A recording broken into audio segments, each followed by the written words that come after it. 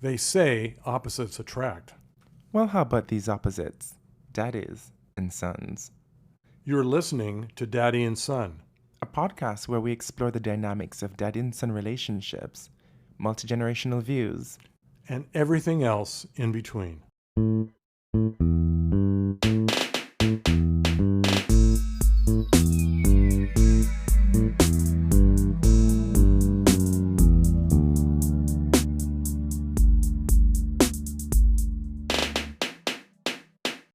Hi, Norm.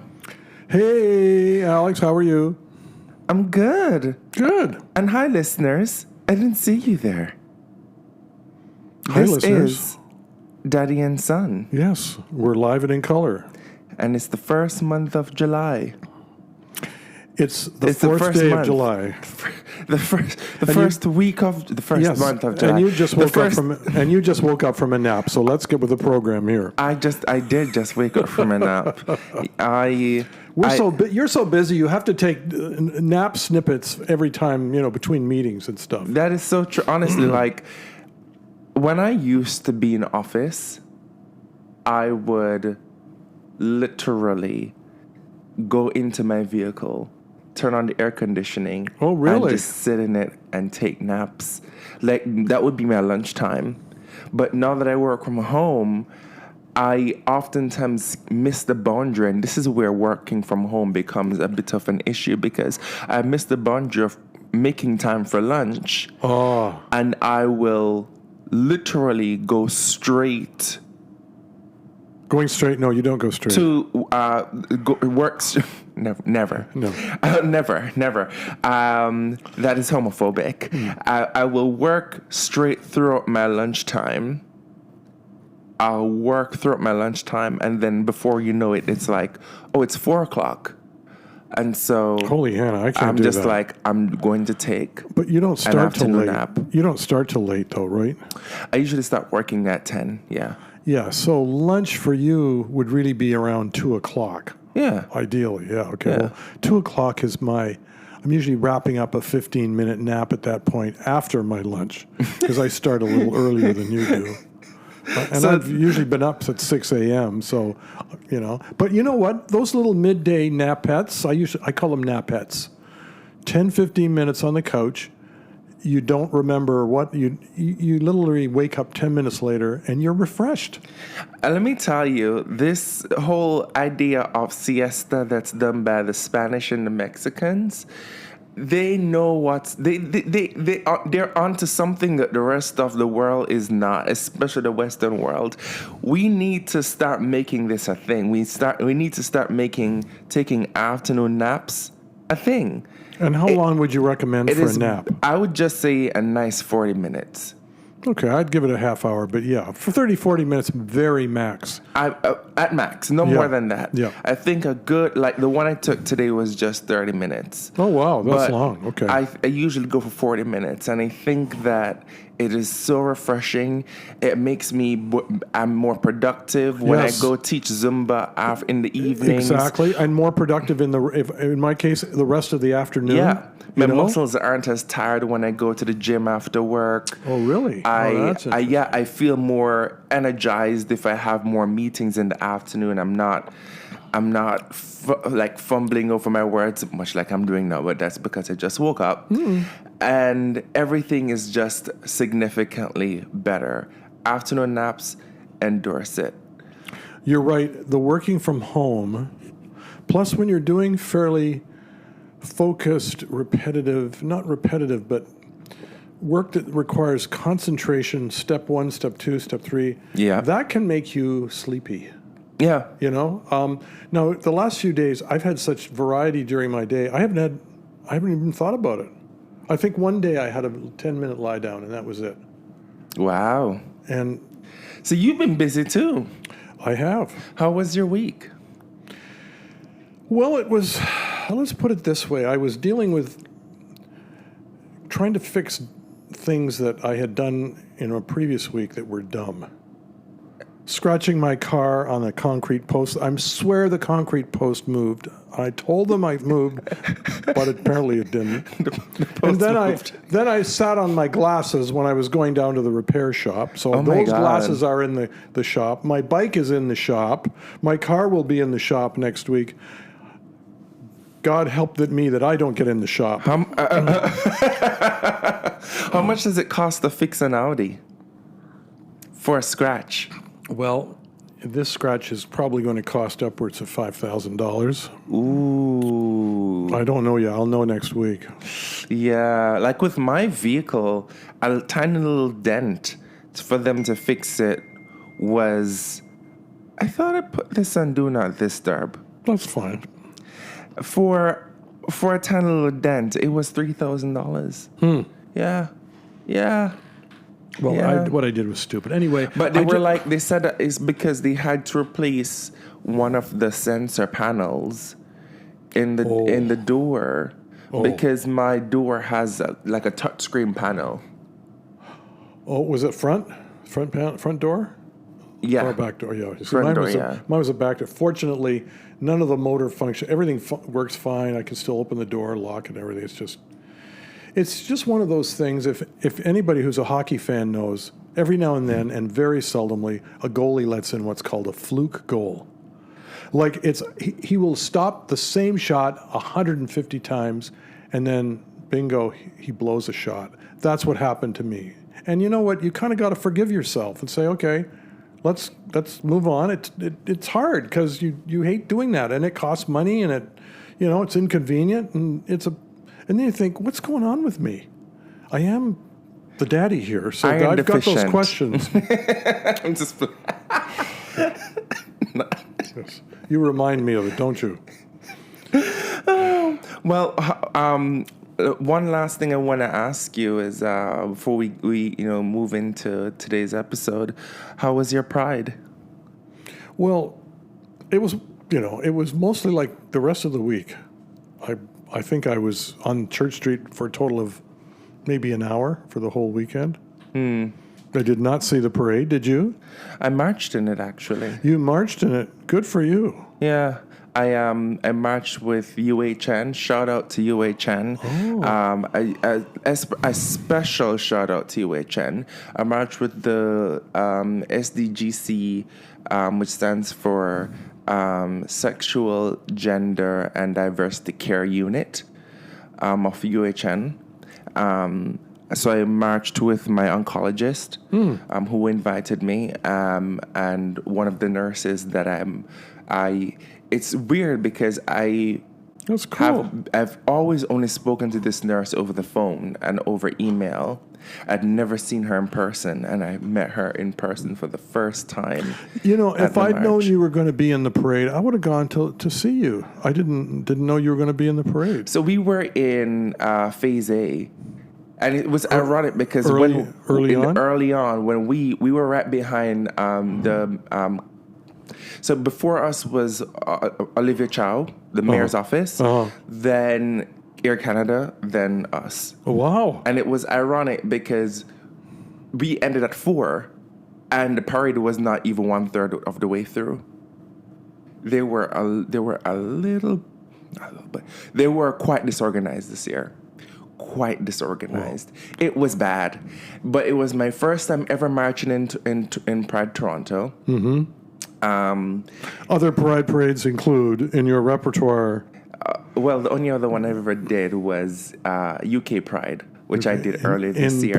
In Portsmouth. I definitely feel like this year Pride has more meaning of a call to action for me than a celebration.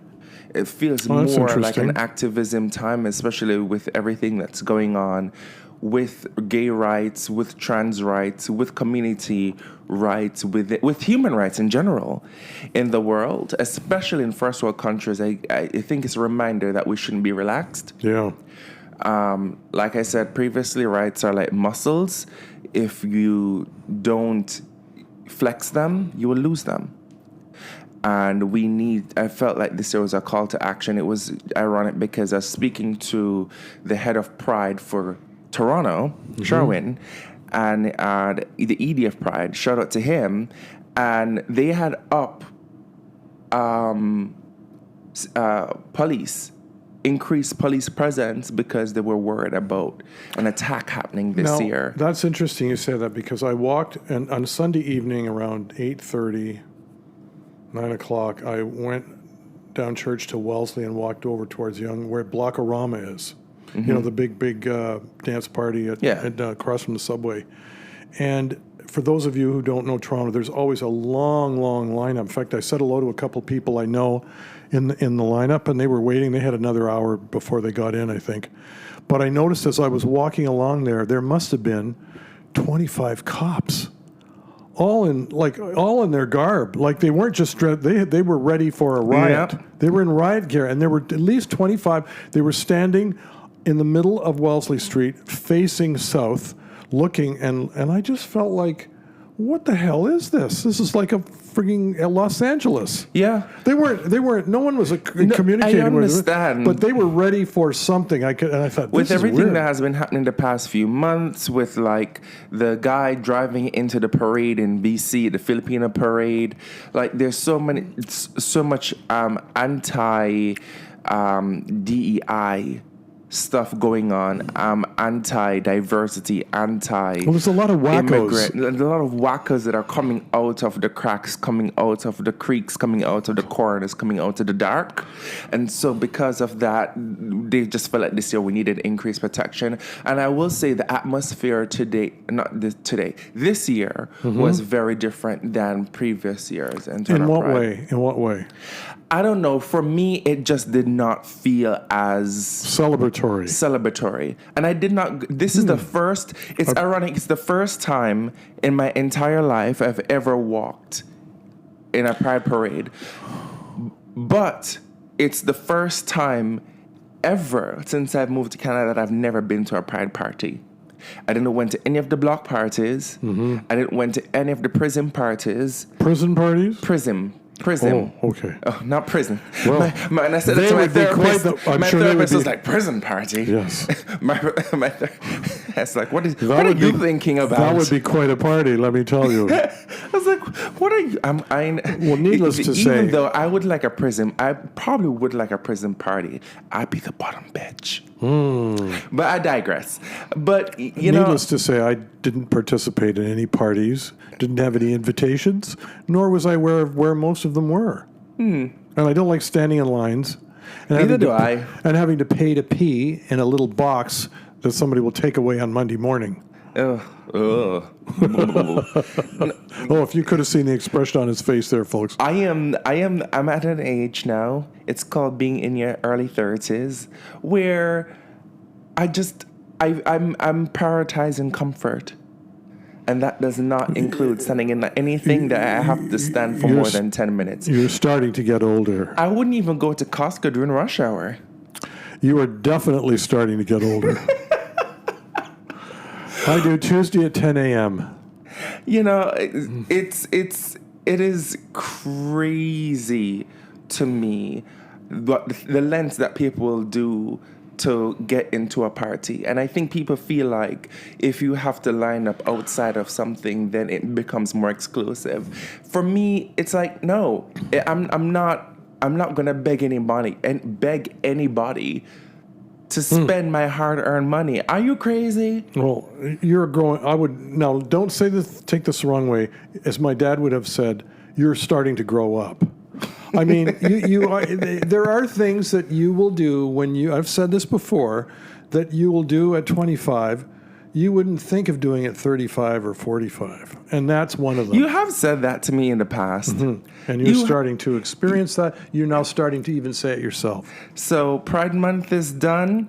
Time for Pride is done. And it's time for shame. And what are we drinking? That is a good question. So today, we are drinking a lemon drop spritz.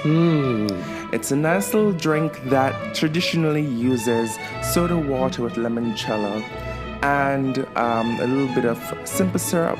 But for me, I decided to use a little bit of fresh lime juice, lime wedge, limoncello, and this delicious cava that you've brought here today. Thank you for bringing the cava. Oh, it's delicious. What's the limoncello? Limoncello, yeah. Che pasa? What's limoncello? It is an Italian lemon liqueur. Absolutely sweet, tangy, refreshing, delicious. I'm on my way to the fridge to get some more, if I may. Absolutely. Carry on and talk In among fact, yourselves. We will take a quick break and then we will jump into today's episode.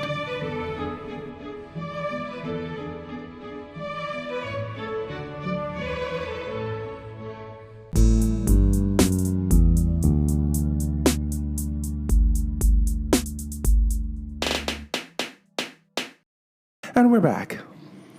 We're back.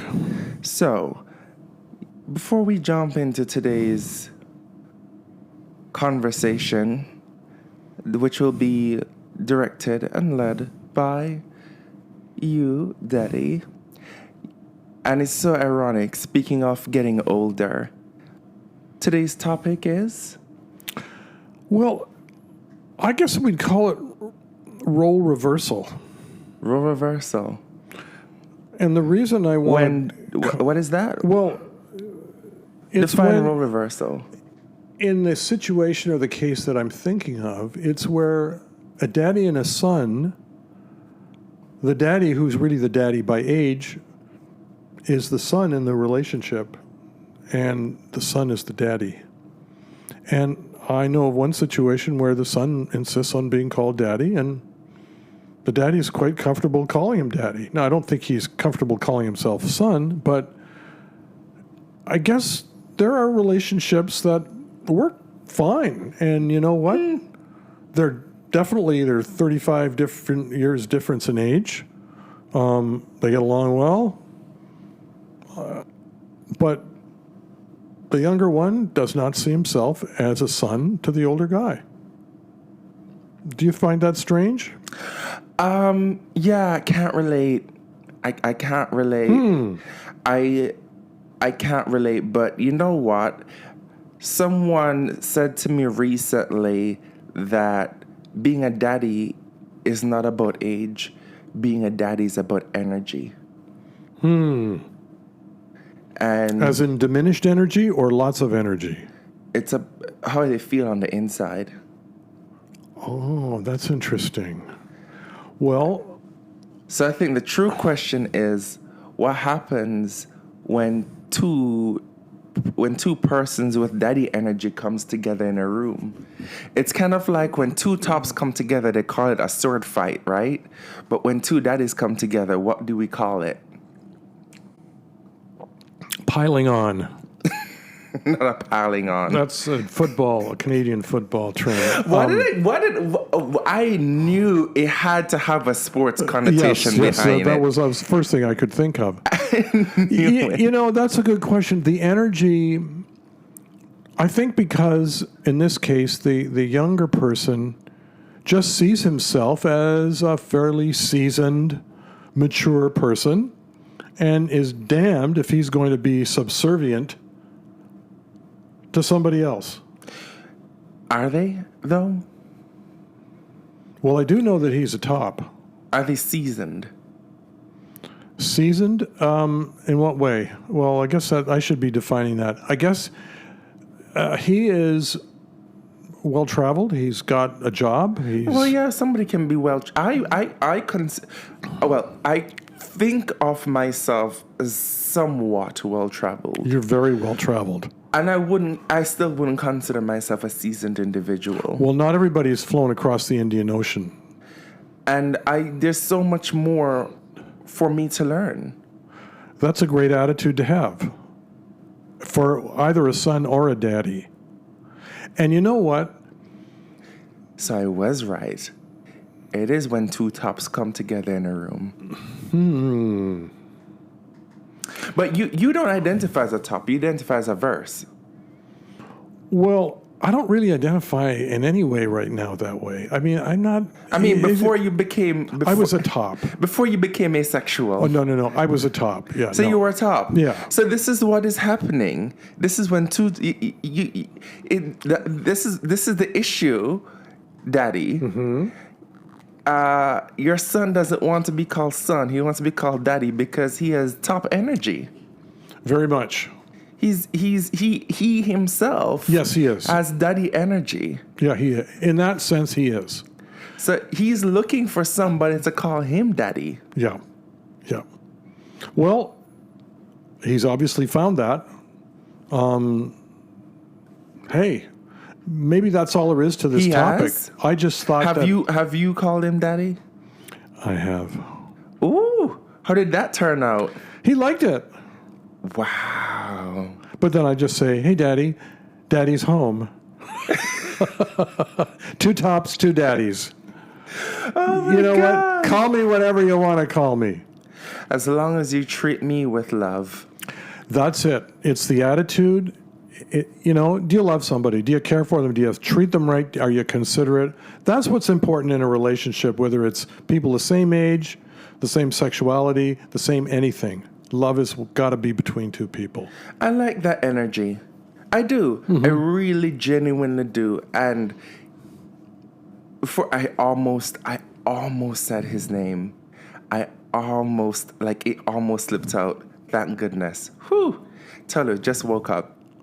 I'm still using that excuse 20 minutes in. I just woke up. The person whose name is someone you won't name, but is one of your farmers or somebody you know or I know?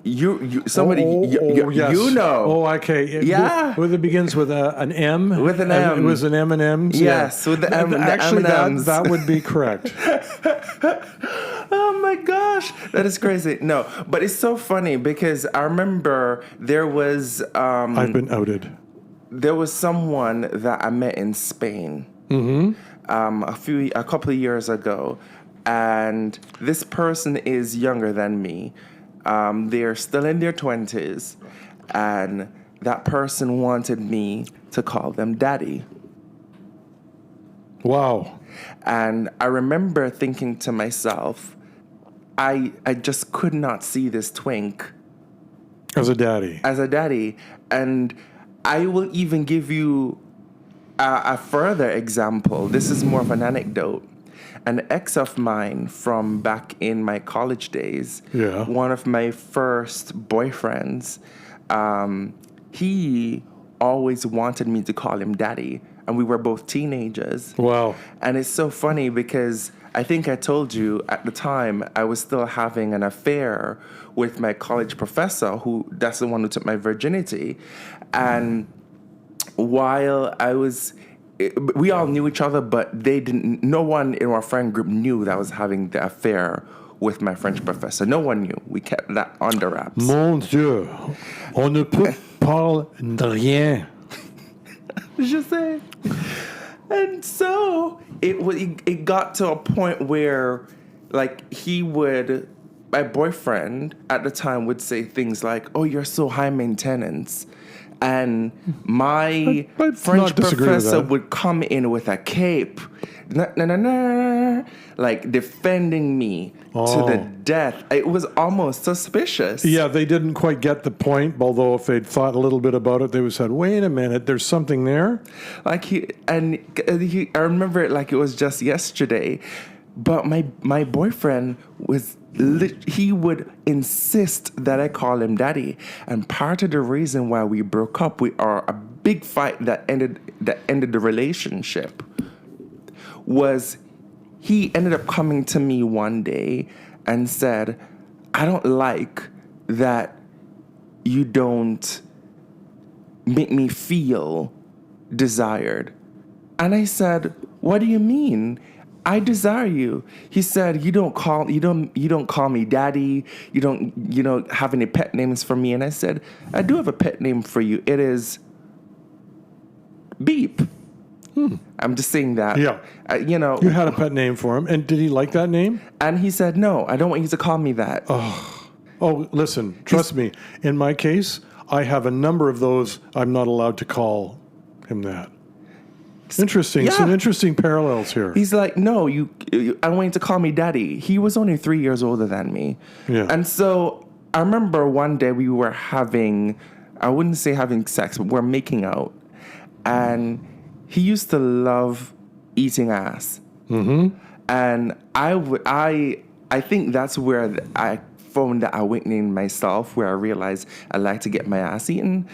Too much information, but It is part of the human sexual experience. it is a part of the human sexual experience. I love that. The human sexual experience. I'm very good at words, aren't I? We're calling today's episode that. The human sexual experience. We could short form it and calling EA. EA.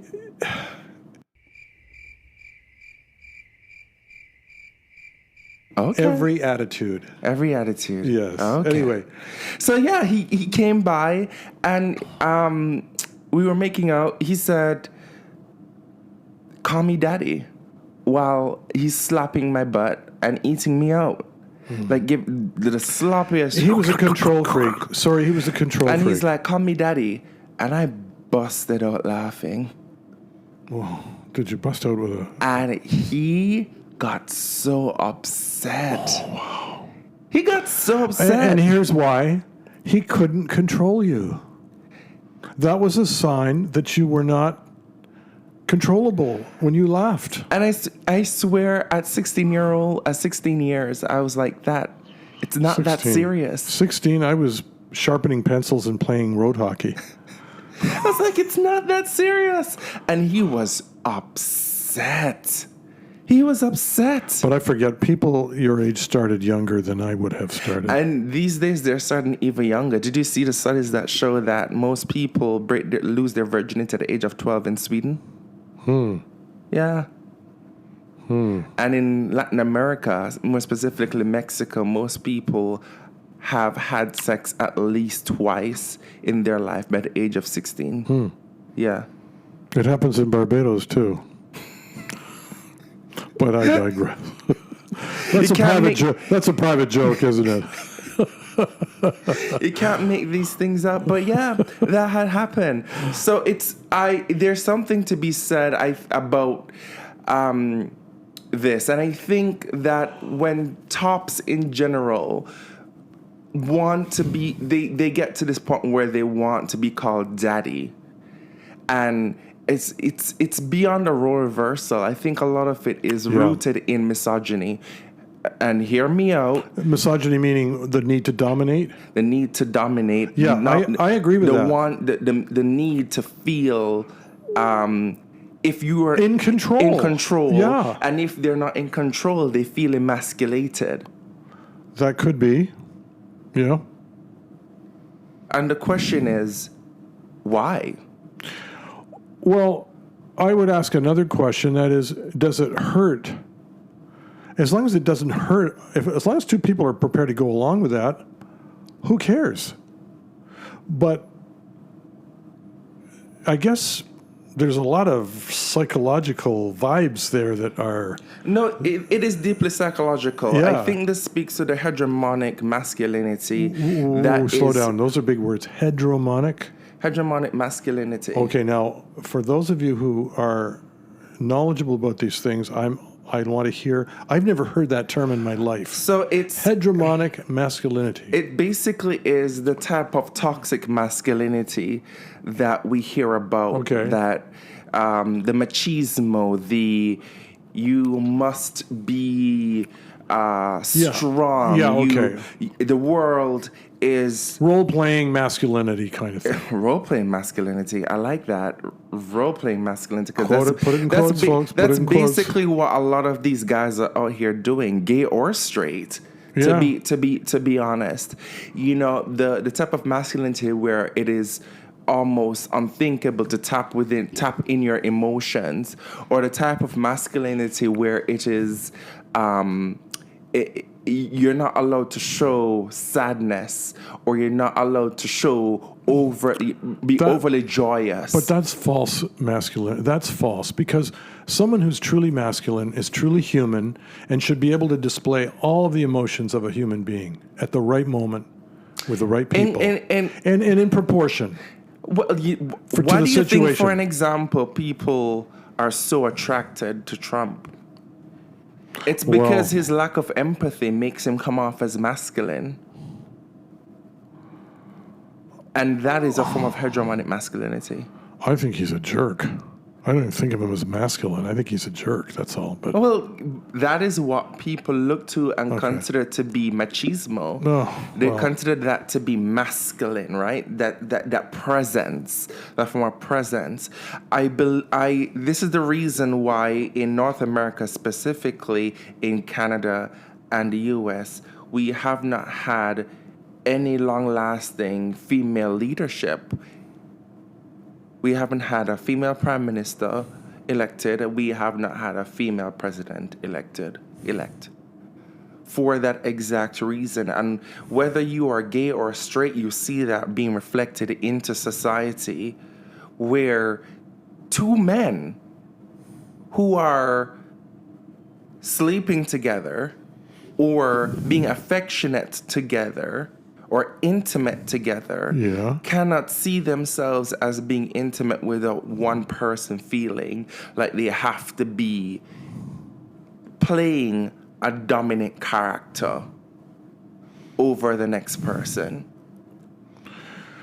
Or else being called daddy wouldn't be so important to you. Not you, but generally. Well, I'm definitely a daddy, whether somebody calls me that or not. Well, you've hit, honey, you've hit the age threshold.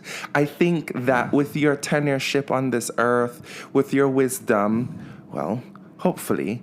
I take that as a compliment, and I've been told by other people I have that as well. And your gray hair and bush, you've well deserved the right to be called daddy. What do you know about the color of my bush? And you are my daddy. Cheers to that. And you're my son. Cheers to that. This is a wonderful drink, folks. How do I know the color of your bush? Don't let me tell stories on air. Don't let me tell stories on air. It was too long ago. So, too long ago, but always will remember. Well, You have a better memory than I do. Speaking of, Pride Month is over, and it's now July, which means it's time for shame. Shame. Shame. Shame. Shame. I said that last year in our Pride and Prejudice episode, and it's my running commentary every time at the end of Pride Month, because that's when they start stripping down the rainbow flags. That's when they start taking down all the Pride merch, and it's all the optics, all the colors and stuff. Yeah, all the colors, the optics, the marketing. It's gone. It's because it's now time for shame. And in true spirit of shaming... Yeah, who are you blaming? Who are you shaming here? Are you going to direct it at a company or a person? Well, that's a good question, Norm. As we close up today, I want to talk about a quick story that perfectly captures the gymnastics of shame, especially in our religious institutions and why it matters. So recently in Louisiana, a beloved music teacher, his name is Mark Richards. Remember that name. So he lost his job at St. Francis Xavier Catholic School. Not for harming anyone. In Louisiana. Not for misconduct, not for scandal. Okay. In Louisiana. All right, well, we all know how progressive Louisiana is, so let's be careful what we're setting up here as an example of intolerance. Well, like I said, shame. All right, shame it. I agree. We should shame that for sure. So he was fired because after his husband died last year, a parent at the school outed him. And guess how this parent figured out that Mark was gay? I'll let you take two guesses. Number one, he was at the funeral. Close. Number two, he read the obituary.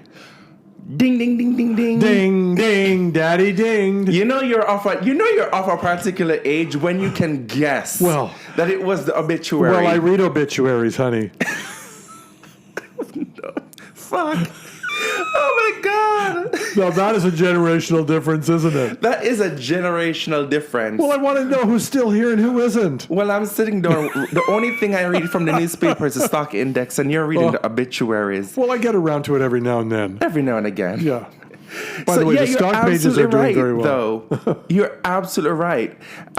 It was... So the teacher didn't really out him. If the person teacher, outed himself. No. A parent found out the teacher was married to a man From reading the obituary. his dead husband's obituary. Right, okay. Right? And so... Complained. The parent complained, and the Archdiocese of New Orleans decided that he violated the school's morality clause. This was a Catholic school, I presume. Yes. Yeah, okay. I mean, it's in the name, St. Francis Xavier. Oh, yeah, that's Catholic. Okay. And so they fired him and told him that his contract will not be renewed for the upcoming school year in September. Make it a rules, play it a game. Because it's so selective, though. It is so selective. They said because of his homosexual lifestyle. Well, correction. My partner is no longer here. I am now single, and I am not homosexual anymore. Ooh. What are you He accusing needs me to of get doing? a lawyer. That actually could be a case. Well, That could be a case. But you know what? That would not happen here in Canada. Well, the again... firing wouldn't happen. There might be a parent that would complain and say something. But it would be illegal to do that, clearly. It should be illegal in the United States too, but here we are. Well...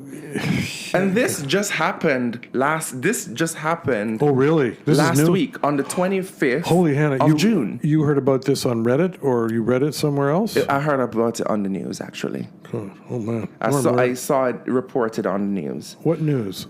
I believe it was MSNBC. Oh, cripe, I should check that out. Okay. So think about it. You're starting to check out Daddy's mainstream news sources. I tell you, I see, I look, I pay attention to everything. Everything. Well balanced input. You have to be well rounded when you're at my age. Oh, I can hear the violins now with the bullshit. But anyway. So think about it. A man devoted to 21 years of teaching. That's unfair. Math it's illegal. and music gone because he dared to love someone. And I bet you there were 25 parents who are complaining that this teacher's no longer there because their kids benefited so much from his teaching skills. Funny you should mention that because this another parent who found out what happened started a petition that has now nearly 5,000 signatures To keep him. Good. However, I want to find this story. This sounds interesting. Archdiocese has still decided that they're sticking to their guns and he will not be rehired. Well, then he should go to the public system. And here's the thing. Pays probably better anyway. This is where the hypocrisy comes into play. Yeah. This same archdiocese, the Archdiocese of Louisiana, so they are riddled with scandal right now. And even if he takes them to court, that will be the least of their problems. Because Louisiana's always been a political backwater. It's been a battleground. It's a battleground state. There's wonderful stories about it. Yeah. Wonderful novel. This is one of those situations where right now they had filed bankruptcy 5 years ago, back in 2020.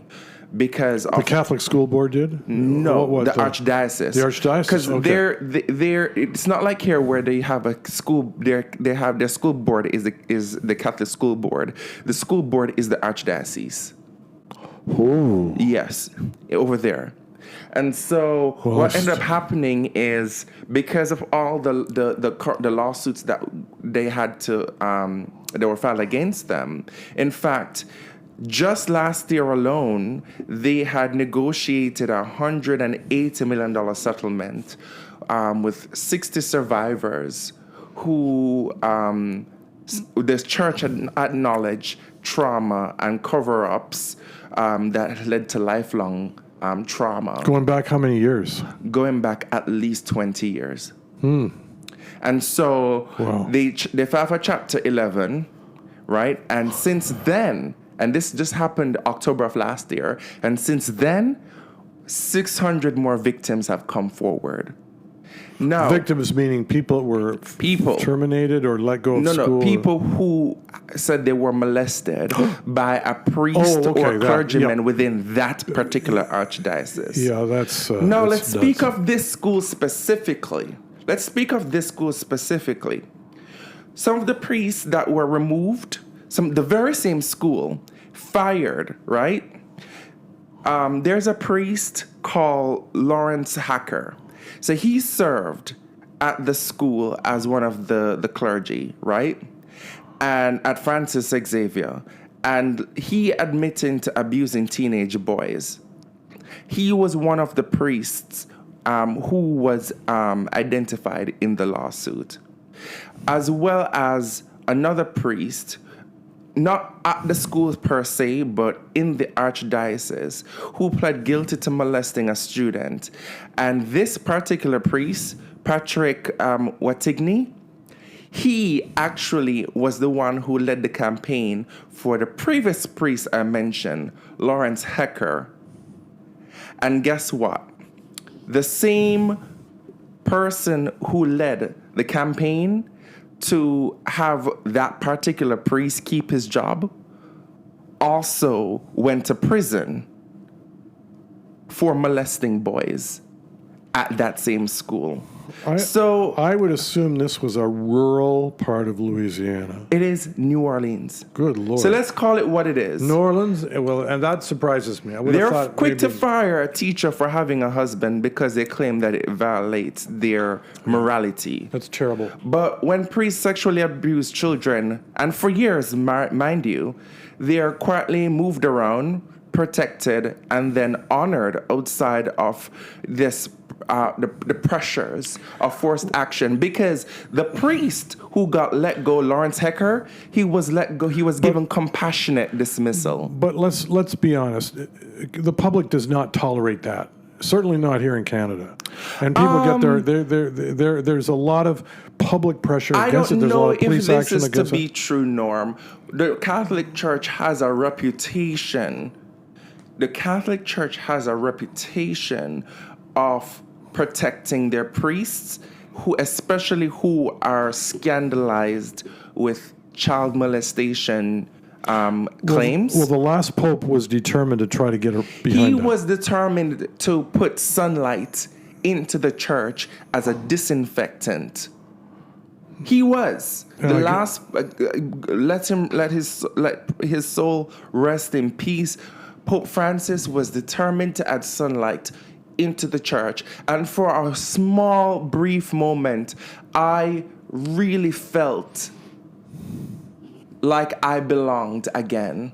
And that's what I've been saying to you for the longest time. Come to St. Paul's. Not for the longest time. For the last couple months, I've been saying that I'm feeling a lot more agnostic, because I don't feel as though organized religion... Well, no, it's not. That's not consistent with the teachings of Christ.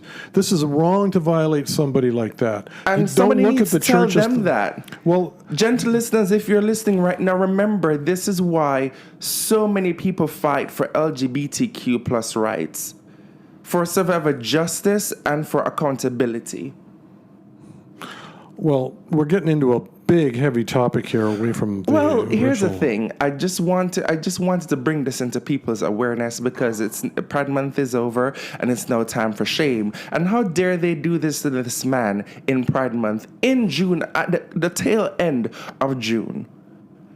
And this is why I keep saying to you, I think I'm going to remain agnostic until I have had time to sit down and really do more research into faith-based institutions that I feel I'm going to take my time to do more in-depth research with faith-based institutions that I identify with, because I grew up Catholic. May I make a suggestion? I was raised Catholic, and I believe that this was something that was pushed on me. I was indoctrinated, and now I cannot in good yes, I was indoctrinated, and I cannot now, as an adult, in good conscience, stand behind a church Well, that thinks it's okay why- to abuse children. Well, it's not, and I'm not most- anti-religion. And most Catholics would say it's horrible to do that.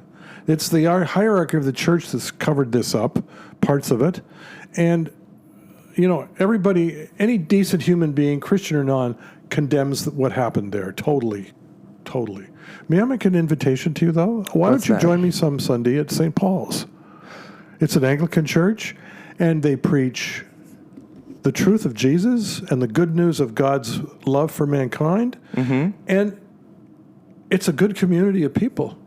It's a good community of people, and it's real. It's real, and people's lives are changing. It's a growing church, and it is probably one of the most diverse churches in the downtown.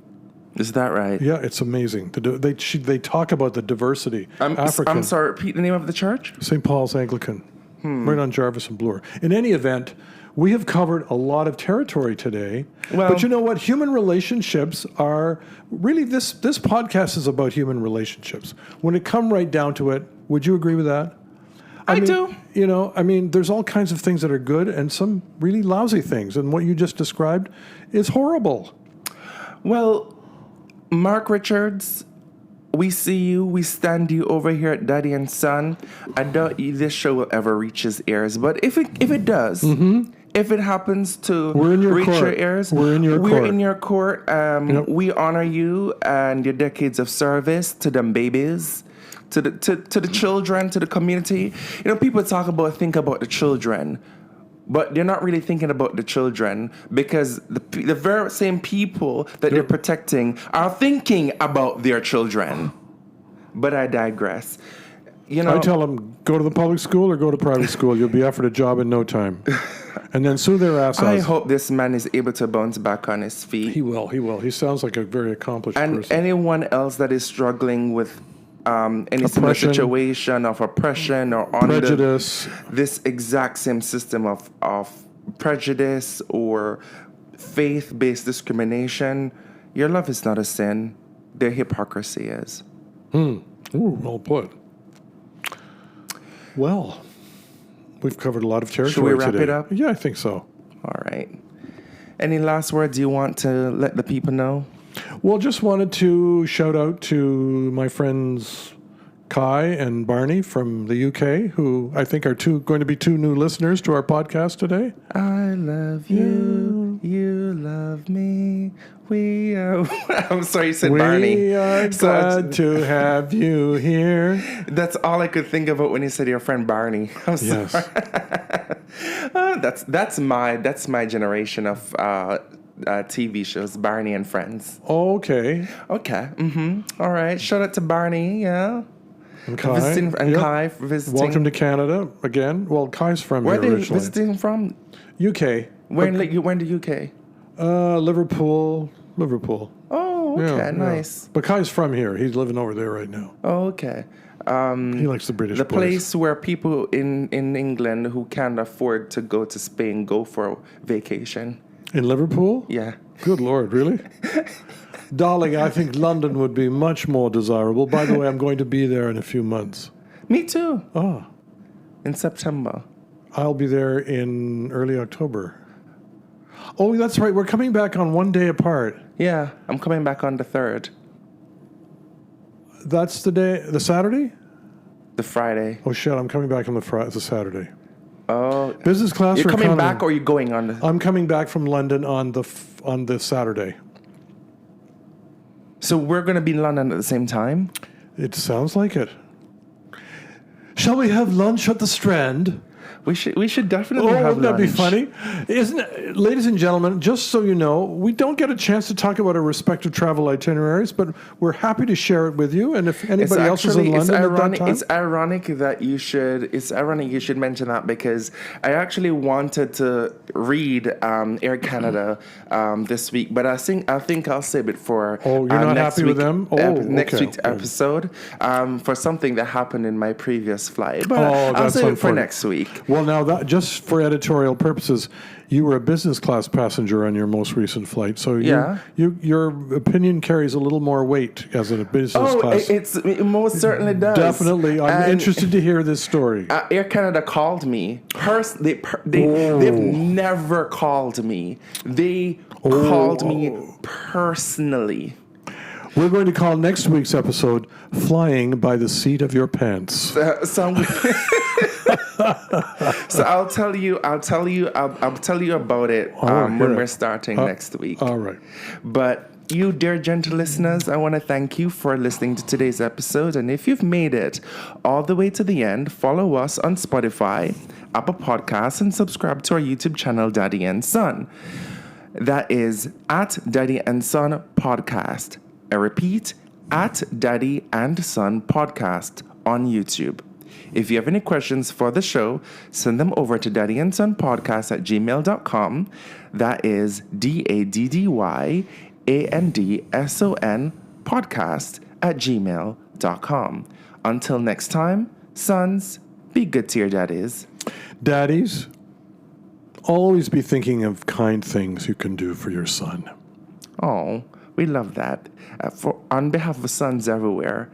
And just remember, listeners, your love, it's beautiful and should never be punished. That's right. Abuse should also never be protected. And that's us for today.